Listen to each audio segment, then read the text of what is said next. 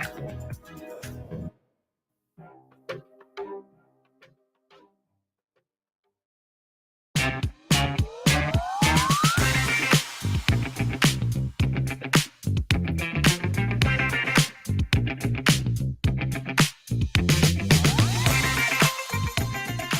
friends, and welcome to In the Know with Exonify, your 25-minute TLDR into the biggest topics in workplace learning and performance. I'm JD. I'm the Chief Learning Architect at Exonify, and today we're going to answer perhaps the most important question ever posed in the 1980s, and that is, of course, shall we play a game? Yes, today's episode all about games, specifically applying games and game mechanics in the workplace to help people improve their knowledge and skills. And if you're going to have a gamification party, which clearly that's what this is, there's only one person you absolutely need to have on your invite list. He's a professor of instructional technology at Bloomsburg University in my home state of Pennsylvania, where he teaches instructional game design and gamification. He's written over a half dozen books, including the seminal Gamification of Learning and Instruction, as well as Play to Learn. And he recently launched a YouTube series entitled The Unofficial, Unauthorized History of Learning Games. He's the only person in the industry that I know of to ever have a beverage named after him.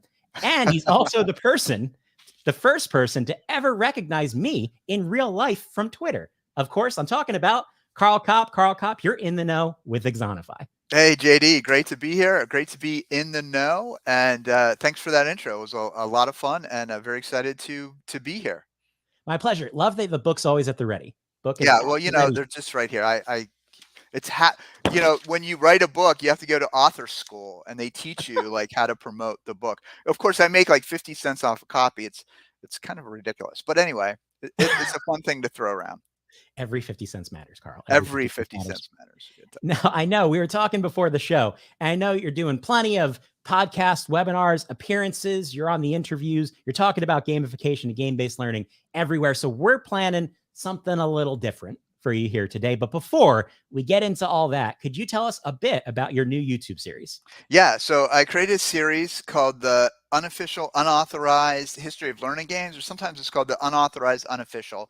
But it's basically a little bit of a tongue-in-cheek, but we look at historic learning games. So we've gone way back to the first card game ever. We take a look at the MIT beer distribution game. We try to favor games that involve some kind of beverage because why not? And we have a lot of fun with exploring the topics. And then we say, okay, now what lessons can we learn from these particular games? What can we take away? So that's kind of the impetus of the series. It's an occasional series, which means I don't do it regularly because I'm trying to find the time. But the idea is really to help people think about games and elements of games historically that we can use and apply to what we're creating today, the learning environment that we want within our organizations. Awesome. It's an awesome series. I've watched most of the episodes and certainly a lot of great information. And like you said, inspiration so that people can take a lot of away and apply it in the way they apply games and game mechanics in their work. Now, there are plenty of questions that I could ask you, lots of do's and don'ts about gamification. But again, I'm sure your biggest fans who are watching right now have already seen you answer those questions. They've heard. Hello to both of them. Right? Wow. Hi, Mom. Raise the bar.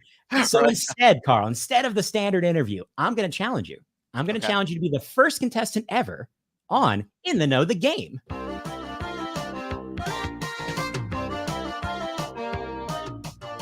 That's right. We've got theme music for everything. Karl, I'm going to challenge you to apply your infinite knowledge of the use of games in learning through a series of rounds of our very special game. So here you can see, here's our In the Know game board. Bring it up. There it is. You can see right now you're standing off at Bloomsburg University. We want to get you all the way across the board to a wonderful vacation on a sandy beach of your choice. But of course, fantastic. My producers want to clarify that this trip is entirely imaginary and does not constitute an actual prize to be won on today's show. But instead, Karl, you're getting all the bragging rights. Hey, I'll take what I can get. That exactly. 50 cents will get me, well, a pack of gum, maybe. Anyway. There it is. There it is. Either way. I'll get you a really nice pack of gum. Okay, so great. Are you excited, Karl, to play In the Know the game. Are you I ready am. to go? Yes. All right, so here's how it's going to work. We're going to speed play our way through 8 rounds. Each round contains a set of different challenges. So the challenge options are they're going to be objection challenges, where I'm going to ask you to overcome a common objection to gamified learning in a quick and concise manner. Okay. There are interesting fact challenges, where I'm going to ask you to share an interesting fact from your new YouTube series. And then there are viewer question challenges, where I'm going to pose a question from one of our live viewers about gamification. And that means that I need everyone out there's help. So if you're watching right now live on LinkedIn, drop your questions for Karl in the chat, and our producers are going to pick the best questions to serve up during the game. So that's a quick summary of what we're up to.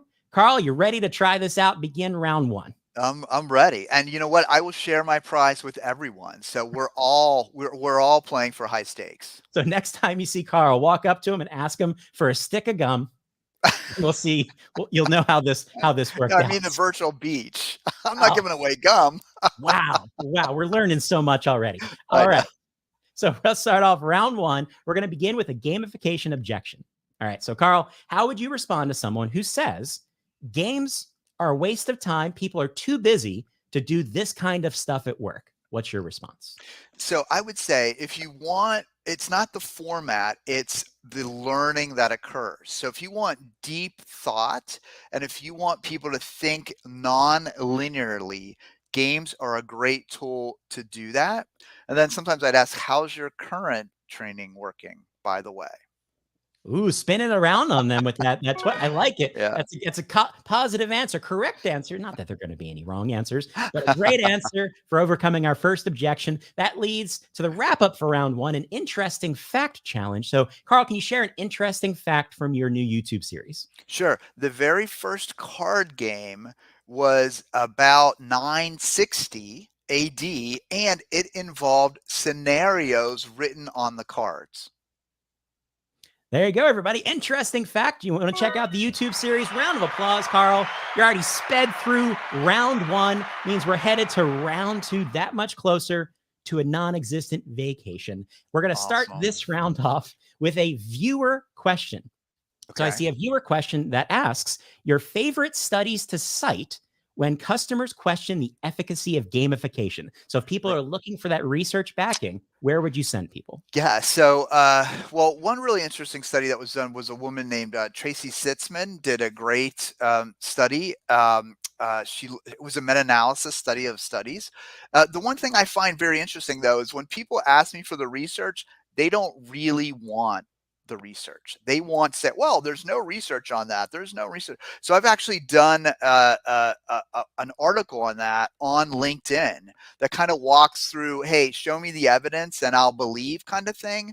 Because most of the time I find that people that really dig into the evidence aren't as interested in finding out, does it work? They're more interested in finding out, oh, there's not enough research, or, oh, it's not in my industry. Oh, it's not, so that kind of stuff. But I think that's a way to think about it. Awesome. Another great answer and a great question. So keep them coming on LinkedIn. You've got questions about game-based learning, learning games, gamification for Karl here, and want to help him get to that, again, dream. And by dream vacation, I literally mean dream vacation in this case. Make sure to submit them on LinkedIn. But let's to move on to round 3. I've got another gamification objection for you. We're really tackling a bunch of those already. So what if people said to you, well, people don't care about points and leaderboards, Karl? How do you respond? Right. So I would say that, yeah, no, they don't. And if you don't design it properly, they will never care. So one of the great things about points is that they can give you feedback on the level of correctness. So just giving somebody points for logging in is not as effective as saying, hey, you could score between 5 and 10 points by responding this way. And then if I only scored 5, I know didn't do so well. 10, okay, I got it. Same thing with leaderboards are really interesting. It's how you use them. I think that group leaderboards are far more effective than individual leaderboards. I always say like the top 10 people on a leaderboard love it. 11th person at 100th person hates it. So you've got to design them carefully, and group leaderboards seem to be a really effective tool. Great practical tips. That's taken Karl straight to round 3, where we're going to begin with another viewer question. Our next viewer question comes from Andrea.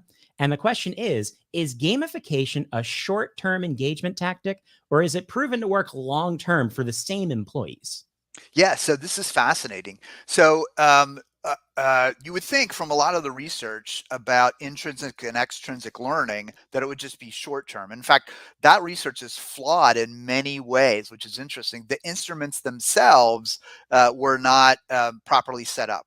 But I've done a 2-year study with some study of people using gamification and found out it has not dropped off. It actually kept going. You would assume that maybe it dropped off, but it kept going. And one of the thoughts is because you have a variety of different games that you can play and a variety of different activities. So if you did the same thing over and over and over again, yes, it eventually gets boring. Anything does. So for gamification to work, you need to mix it up. But can it work long term? The answer is yes. Variety is the spice of gamification. It Great is. answer, debunking the research here on In the Know the Game today. Let's wrap up round 3 with another interesting fact from the unofficial, unauthorized, or unauthorized, unofficial history of learning Who games. knows? Interestingly, the MIT beer game was actually created around a factory that used small appliances.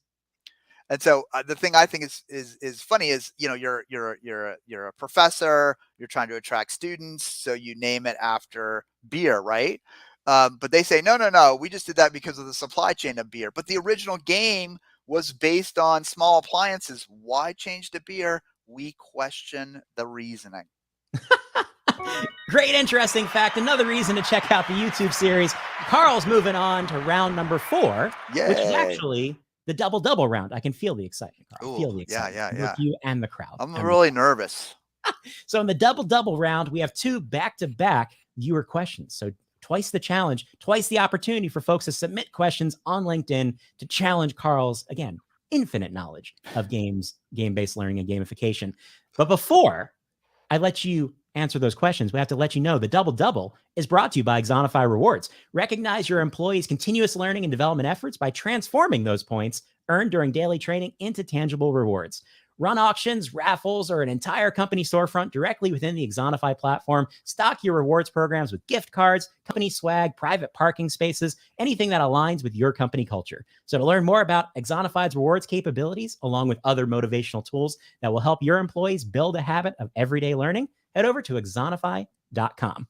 Now, the first question, Carl, of the double is looking over how do you respond to someone who says that gamified learning doesn't cater to all age groups, but just the young people?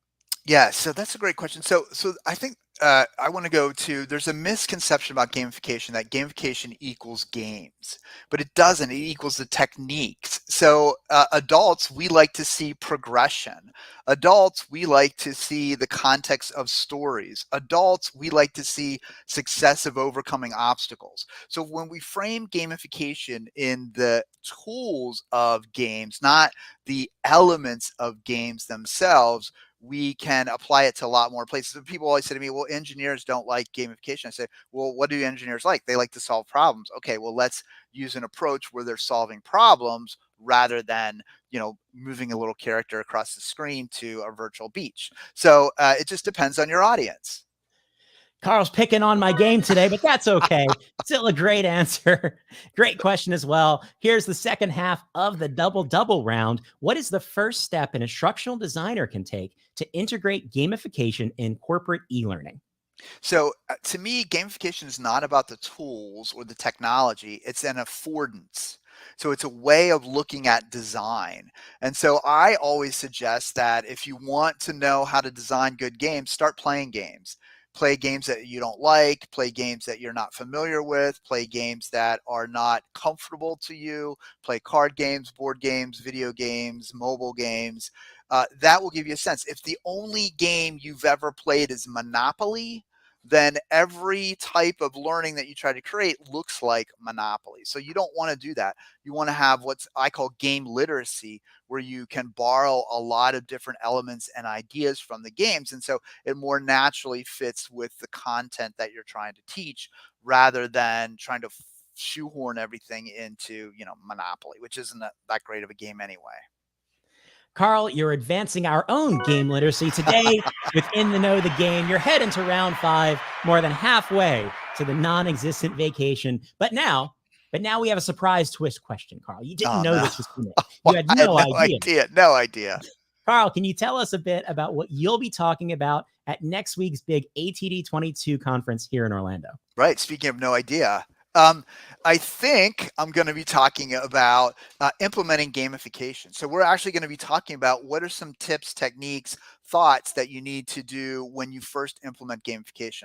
A lot of people have misunderstand. It's like, oh, people just play a game, or oh, if we do gamification, everybody will naturally love it and there will be peace and harmony throughout the world. It doesn't work like that. There are things that you need to do to make it effective from a learning perspective, to do this little organizational change. You need to, there are many things that you need to do, and it's not a panacea or a magic potion or pixie dust. Gamification takes some work to get it right. And if it's not done right, then you see a lot of the misconceptions about gamification. And I think that's something that is hard to overcome. Awesome. Great snapshot. So if you want to get the live and in-person experience with Karl, if you're heading to Orlando next week for ATD 22, make sure to highlight Karl's session on your agenda. And while you're at it, you can highlight my sessions on Tuesday too. I'm going to be talking about the connection between disruption and opportunity in workplace learning, as well as partnering with our friends at Wakefern, where we're going to talk about modern content strategies and showcase our brand new AI-enabled content assistant. So be sure to check that out. But there are no points for my excessive self-promotion as part of the game. That's yeah. I thought holding up my book was obnoxious, but yeah. Okay. Wow. Has a host ever been abused to this degree? Anyway? I don't know. I don't think so. No, and our sessions don't conflict, so people could do the whole tour. There you go. Hang out with both of us. I highly recommend separately, it. Yeah, but separately, but then together. Yeah. So to move to round 6, we do have a gamification objection to throw your way. Karl, gamification just won't work in our organization's culture. Okay. No, that's crazy. So I talked about before that you need to match it with the type of game activities and type of processes that you do. And there's lots of different ways to think about gamification. It's not like there's one way to do gamification, and it's not like it always has to be games. So I did a workshop one time, and it was so funny. I had created this game specifically for salespeople called Zombie Sales Apocalypse. And I had one woman up front say, "This is the worst game I've ever played. I hate this game. This is horrible." And I had somebody in the back goes, "Oh my gosh, I love this game. This is great. I can't wait to take it back." So what was the difference? It was the audience. One woman was more of an HR focus and not as competitive in terms of the people that she dealt with. The other woman was sales, highly competitive. So you've got to be really careful about how you design gamification. One thing that's missed a lot is cooperative games. Cooperative games are huge, especially over in Europe, and are really great ways to build teamwork. So if you want to build a team, don't play a competitive game, play a cooperative game. So you've got to match the game affordances to the culture and the goals of the learning. And you want to mix in some companies, like they're all about learning by doing, practice. So add the gamification into practice exercises rather than just points or badges for knowledge. So there's lots of different ways to do it. There's not one great way to do gamification. More practical tips and bonus point for having yet another prop at the ready to reference. Didn't even know it was coming. Again, the expert here, Karl Kapp, heading to round 6, 2 moves away from an imaginary beach vacation. We're heading to another viewer question. I see one from Vincent here. Any tips on effective integration? Some examples, parentheses bad there, some bad examples of gamification tend to just draw out the length of time to finish a course without adding value. What are your thoughts?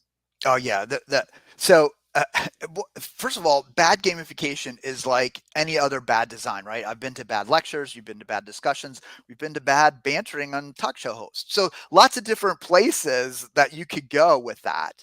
But one of the things that you really need to consider is, does it meet? I always say the first thing you should think about is, what if we didn't gamify this? How would we teach it? and start there. And then if you say, well, we want the gamification because we want the context, or we want the positive feedback loop, or we want to give feedback right away on what they're doing, then add those elements in. But don't start with gamification for this subject. Now let's figure out like how it works. That's not the way to do it. You really should be strategic, and not just with gamification, any of the instruction that you design. I find that gamification gets a bad rap because there's a lot of effort in it and there's a lot of things that you can pick apart.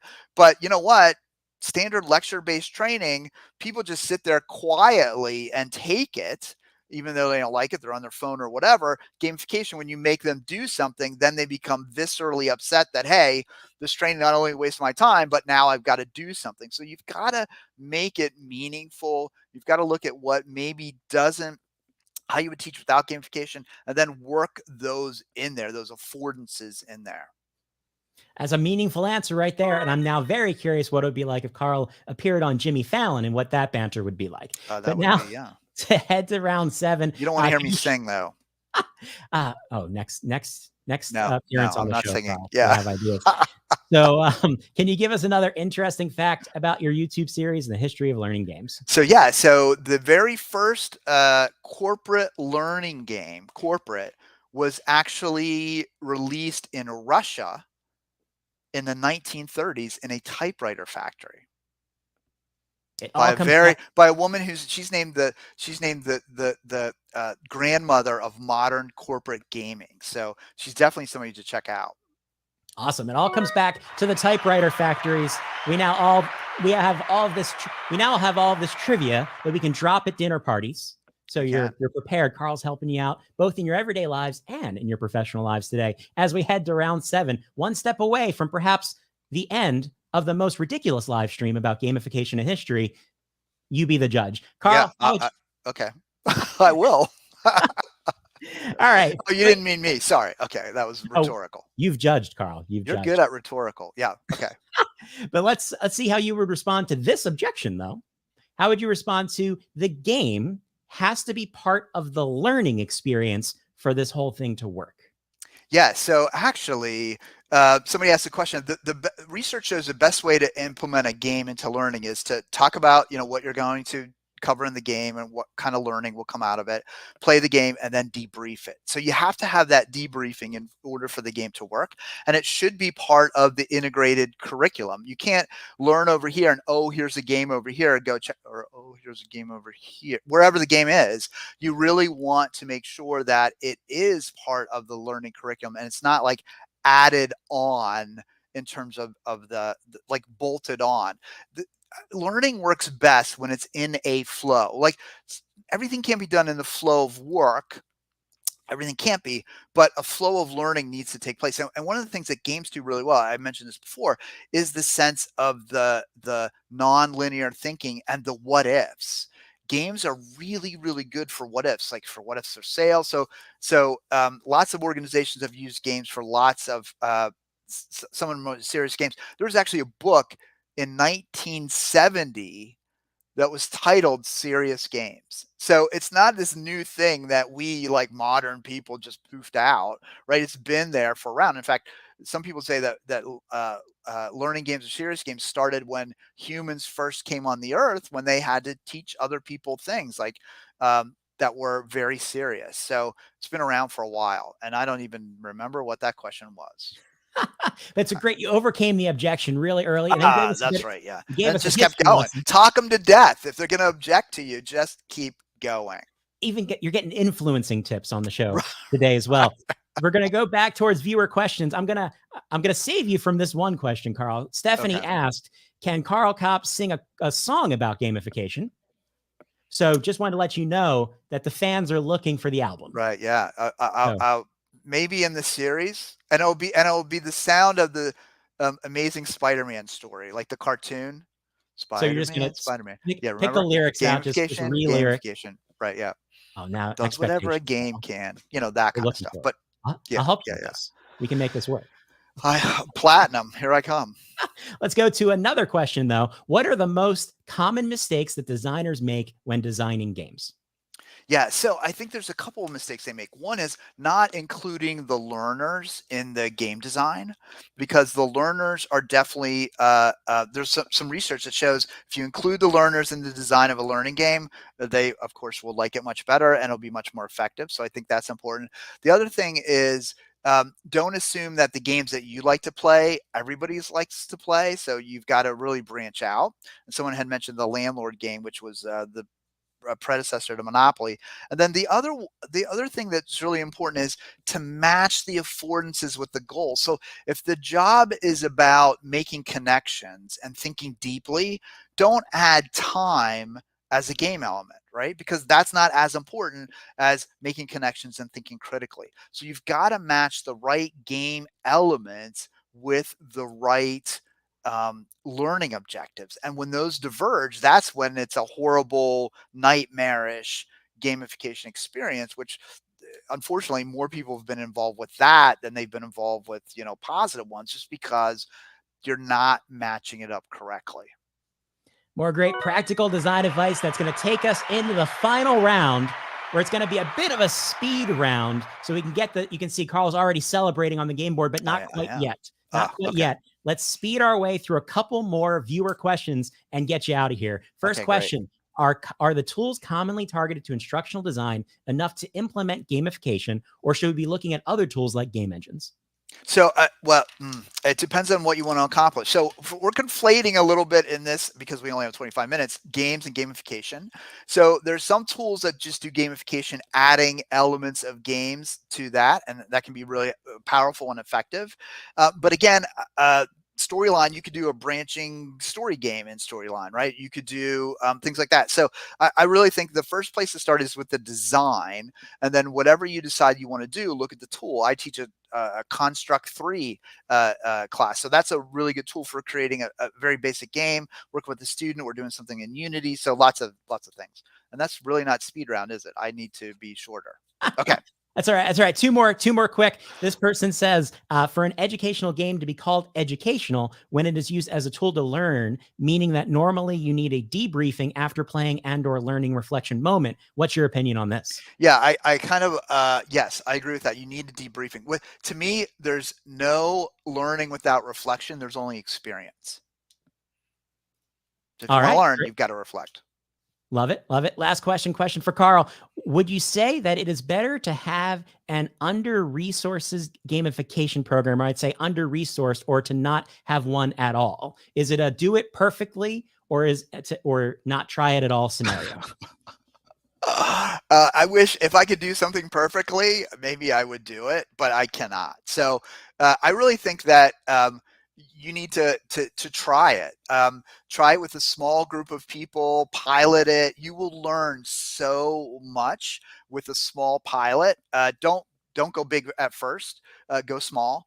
Perfect the smallness, and then go forward. But don't look for perfection, because you'll yeah. That's a. I You can't can't think of get a there. better place to wrap it up. Karl Kapp, you're a big winner on the first and potentially only installment of In the Know the Game. Is there anything else you'd like to say to the fans that were cheering you on, Karl? I just want to thank them for their dedication. I was down there a little bit, the double had me scared, but I was able, I think, to recover because of the enthusiasm of the fans. So I just want to thank everyone for your believing in me, Awesome. And where can even folks when go? JD didn't. I believe, Karl. I Thank you, JD. believe you Thank have you. a beverage named after you in this industry, I and it's really Carl only Cappuccino. it's my Yes. only professional goal at this point. So you inspire me to those levels. But that said, Awesome. where can people go to learn more about you? Grab one of your many books, So binge yeah. watch your YouTube series. Where do you want to send people? So they could check out my sorely needed to be updated website at karlkapp.com. They can check out, I have a mentor group called the Learning and Development Mentor Academy, ldmentor.com, which has been a lot of fun. I'm co-founder of a thing called Enterprise Game Stack. So it's a digital card game tool, which is kind of exciting. And LinkedIn, Twitter, I'm kind of all over. So if you just type in my name, Karl Kapp, Karlkapp, you can find me. I have an occasional newsletter on LinkedIn. And then if you go YouTube, Unofficial, Unauthorized Game you'll see all of my videos there, and I keep putting those up. Those are a lot of fun. That's kind of my passion project right now. So, and I want to say hi to everybody like Harish I saw and some other folks. So thanks for stopping by. I appreciate it. Awesome. Thank you so much, Karl, for joining us and showing us why you indeed wrote the book on gamification in learning. And he's out of here. That's a wrap for today's show, everybody. If you're going to be in Orlando next week for the ATD 22 conference, be sure to stop by and say hello to the Exonify team. We're going to be sharing customer stories, giving out plenty of awesome swag, and demonstrating the latest and greatest from Exonify in the expo. And if you can't make it to Orlando for the big ATD event, be sure to tune in 2 weeks as we break down the biggest themes and trends from the conference with Kara North, Director of Learning and Development at Circulo Health. Until then, I've been JD. Now you're in the know, and always remember to ask yourself the important questions. Like, is cereal soup? I'll see you then.